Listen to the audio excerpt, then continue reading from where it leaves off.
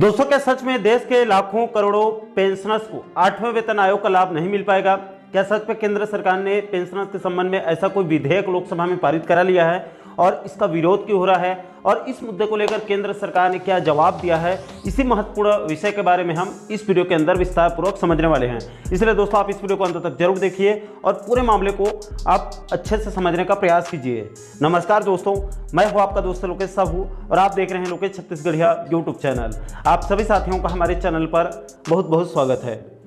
दोस्तों, दरअसल पूरा मामला यह है कि चूंकि केंद्र सरकार ने केंद्रीय कर्मचारियों के लिए 8वें वेतन आयोग के लिए एक कमेटी को अपनी मंजूरी दे दी है, जो कि 1-1.5 साल के अंदर अंदर अपनी रिपोर्ट को केंद्र सरकार को सौंपने वाली है, जिसकी सिफारिश को केंद्र सरकार लागू करेगी। यानी कि आने वाले समय में देश में 8वें वेतन आयोग लागू होने वाली है, जिसका लाभ केंद्रीय कर्मचारियों के साथ साथ केंद्रीय पेंशनर्स को भी मिलेगा और उसके बाद धीरे धीरे सभी राज्यों के राज्य सरकार के कर्मचारियों और पेंशनर्स को भी इस 8वें वेतन आयोग का लाभ मिलेगा। कोई राज्य जल्दी लागू करेगा तो कोई राज्य बाद में लागू करेगा, लेकिन सभी राज्यों को लगभग इसको लागू करना ही होगा। अब दोस्तों, इसी कड़ी में अभी बजट सत्र के दौरान केंद्र सरकार ने लोकसभा में भारत की संचित निधि से पेंशन देनदारियों पर व्यय के लिए केंद्रीय वेतन आयोग के पेंशन नियमों और सिद्धांतों के सत्यापन के संबंधित कानून वित्त विधेयक 2025 को लोकसभा में पारित करा लिया गया है, जिसके बाद यह राज्यसभा से पारित होगा और राष्ट्रपति के हस्ताक्षर के बाद यह कानून बन जाएगा। अब दोस्तों, इसी को लेकर देश के करोड़ों पेंशनर्स के मन में यह डर बढ़ गया है कि यह सिविल सेवा पेंशन विधेयक 2025 अगर राज्यसभा से पारित होने के बाद राष्ट्रपति के हस्ताक्षर के बाद कानून बन गया तो 8वें वेतन आयोग का लाभ होने से 8वें वेतन आयोग लागू होने से पहले वाले पेंशनर्स यानी कि 2026 से पहले जितने कर्मचारी रिटायर्ड हुए हैं उनको 8वें वेतन आयोग का लाभ नहीं मिलेगा, जिससे उनको हजारों लाखों रुपए तक का नुकसान उठाना पड़ सकता है। ये पेंशनर्स का डर है। अब दोस्तों, इसके बाद इस विधेयक का पूरे देश भर में पेंशनर संगठनों की तरफ से विरोध प्रदर्शन भी होना जो है वो शुरू हो गया है। इसको लेकर मध्य प्रदेश के अंदर संयुक्त विभाग पेंशनर संघ ने भी संगठित होकर देश के महामहिम राष्ट्रपति और प्रधानमंत्री नरेंद्र मोदी जी को पत्र लिखकर केंद्र सरकार को सख्त लहजे में चेतावनी दी गई है कि अगर सिविल सेवा पेंशन संशोधन विधेयक 2025 राज्यसभा में पारित हो जाता है तो केंद्र सरकार के खिलाफ राष्ट्रव्यापी उग्र आंदोलन का ऐलान कर दिया गया है।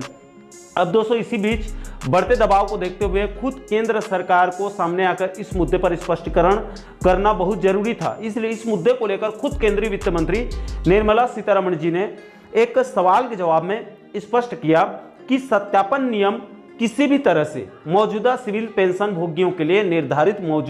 मौजूदा पेंशन को नहीं बदलते या उसमें फेरबदल नहीं करते। सत्यापन नियम किसी भी तरह से रक्षा पेंशन भोगियों को भी प्रभावित नहीं करते हैं, क्योंकि वे अलग नियमों के अंतर्गत आते हैं। वित्त मंत्री निर्मला सीतारमण जी ने आगे कहा कि 1 जनवरी 2016 के पहले रिटायर्ड हुए सभी केंद्रीय सरकारी पेंशन भोगियों को 1 जनवरी 2016 के बाद रिटायर्ड हुए कर्मचारियों के बराबर पेंशन मिल रही है। वित्त मंत्री ने यह भी कहा कि पेंशन भोगियों के बीच अंतर सुनिश्चित करने के लिए 6वें केंद्रीय वेतन आयोग द्वारा की गई सिफारिशों के मद्देनजर मौजूदा नियमों का सत्यापन किया गया है। यह किसी पेंशन नियम या निर्देश में संशोधन नहीं है, बल्कि 1 जून 1972 से प्रभावी होने वाली उसी की पुनः पुष्टि है। यानी कि जिस दिन 6वें केंद्रीय वेतन आयोग ने 1 जनवरी 2006 से पहले की सेवानिवृत्त और 1 जनवरी 2006 के बाद के सेवानिवृत्त पेंशनर्स के बीच अंतर किया गया था, इसको उस समय के तत्कालीन कांग्रेस के नेतृत्व वाली यूपीए सरकार ने 6वें केंद्रीय वेतन आयोग की सिफारिशों को स्वीकार किया था और फैसला किया था कि 1 जनवरी 2006 की कट ऑफ तिथि से पहले और 1 जनवरी 2006 के बाद के पेंशन भोगियों के बीच समानता लाई है। इंडियन एक्सप्रेस की रिपोर्ट के अनुसार वित्त मंत्री निर्मला सीतारमण जी ने आगे कहा कि मैं फिर से दोहराती हूं कि यह केवल मौजूदा नियमों का सत्यापन है, इससे मौजूदा सिविल या फिर रक्षा पेंशन में कोई बदलाव या परिवर्तन नहीं होने वाला है। तो दोस्तों, केंद्रीय रक्षा मंत्री निर्मला सीतारमण जी के जवाब से या फिर उनके बयान से स्पष्ट हो जाता है कि सिविल सेवा पेंशन संशोधन विधेयक 2025, जिसको केंद्र सरकार ने 25 मार्च 2025 को लोकसभा से पारित किया है, इसको लेकर देश के किसी भी पेंशनर्स को, चाहे वो केंद्रीय पेंशनर्स हो या फिर राज्यों के पेंशनर्स हो, किसी को भी डरने या फिर पैनिक होने की कोई जरूरत नहीं है। इससे 8वें वेतन आयोग में कोई बदलाव होने वाला नहीं है। इससे पेंशनर्स को 8वें वेतन आयोग का लाभ मिलेगा। 8वें वेतन आयोग में कोई बदलाव होने वाला नहीं है, जिससे पेंशनर्स को कोई जो है वो नुकसान नहीं होगा। दोस्तों, केंद्रीय वित्त मंत्री निर्मला सीतारमण जी के स्पष्टीकरण के बाद अब देश के अलग अलग पेंशनर संगठनों की तरफ से बयान जारी करके या फिर पत्र जारी करके सभी पेंशनर्स को शांत रहने की अपील कर रहे हैं। दोस्तों, आपकी जानकारी के लिए बता दूं कि इसको लेकर अब केंद्रीय विद्यालय संगठन से जुड़े सेवानिवृत्त शिक्षक कर्मचारी कल्याण समिति ने एक पत्र जारी करके अपने संगठन के सभी पेंशनर्स से किसी भी भ्रामक खबर पर तुरंत भरोसा नहीं करने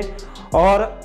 शांत रहते हुए संगठित रहने की अपील किया है और संगठन के अगले कदम का इंतजार करने की भी अपील किया गया है। इसके अलावा दोस्तों, पेंशनर्स वेलफेयर एसोसिएशन के प्रदेश अध्यक्ष आमोद कुमार सक्सेना जी ने भी मध्य प्रदेश के सभी पेंशनर्स से अपील किया है कि सोशल मीडिया में चल रही किसी भी भ्रामक या संदेह से भरे खबर पर विश्वास नहीं करने और शांति व्यवस्था जो है वो बनाए रखने की उन्होंने भी अपील किया है। तो दोस्तों, केंद्रीय वित्त मंत्री निर्मला सीतारमण जी ने स्पष्ट कर दिया है कि केंद्र सरकार ने जो सिविल सेवा पेंशन संशोधन विधेयक 2025 जिसको 25 मार्च 2025 को लोकसभा में पास किया गया है, उससे किसी भी पेंशनर्स को चिंता करने की आवश्यकता नहीं है। सभी पेंशनर्स को 8वें वेतन आयोग का लाभ जो है वो मिलेगा। तो दोस्तों, आशा करता हूं कि आप इस वीडियो के माध्यम से देश प्रदेश के लाखों पेंशनर्स बंधुओं से जुड़ी इस महत्वपूर्ण टॉपिक को, इस महत्वपूर्ण मुद्दे को अब बिल्कुल सरल शब्दों में आप अच्छे से जो है वो समझ गए होंगे। दोस्तों, इस पूरे मामले को लेकर आप क्या सोचते हैं, आप लोगों की क्या राय है, नीचे आप लोग कमेंट बॉक्स में अपनी अपनी प्रतिक्रिया आप लोग जरूर साझा कीजिएगा। और साथियों, आप आगे भी कर्मचारियों और पेंशनर्स बंधुओं से जुड़ी इस प्रकार के और भी अन्य महत्वपूर्ण मुद्दों पर, महत्वपूर्ण टॉपिक पर आप आगे वीडियो देखना चाहते हैं तो आप हमारे चैनल को जरूर सब्सक्राइब कर लीजिएगा, ताकि आने वाले सभी नए वीडियो का नोटिफिकेशन जो है वो आप लोगों तक तुरंत पहुंच सके। दोस्तों, अभी के लिए फिलहाल इस वीडियो में इतना ही। मुझे दीजिए इजाजत। मैं मिलता हूं आपसे एक और महत्वपूर्ण मुद्दे के साथ, महत्वपूर्ण टॉपिक के साथ। तब तक के लिए जय हिंद, जय छत्तीसगढ़।